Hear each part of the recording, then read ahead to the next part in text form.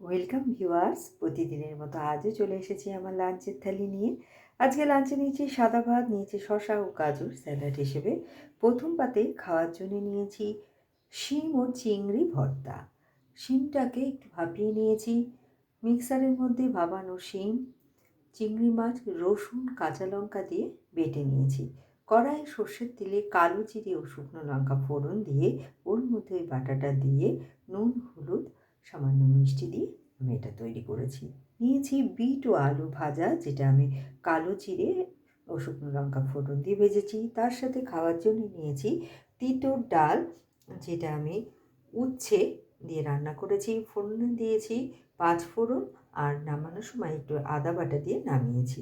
নিয়েছি ডিমের পোচকারি। ডিমের পোচটাকে তৈরি করে নিয়ে কড়াইয়ে তেলে গোটা গরম মশলা ফোড়ন দিয়ে ওর মধ্যে আদা, পেঁয়াজ, রসুন, লঙ্কা বাটা ও জিরে ধনের গুঁড়ো দিয়ে আমি এটা তৈরি করেছি। আর নামানোর সময় দিয়েছি একটু ধনেপাতা কুচি। আর শেষ পাতে খাওয়ার জন্যে নিয়েছি বাড়ির তৈরি টক দই। তো কেমন লাগলো আপনাদের আমার এই লাঞ্চের থালিটা?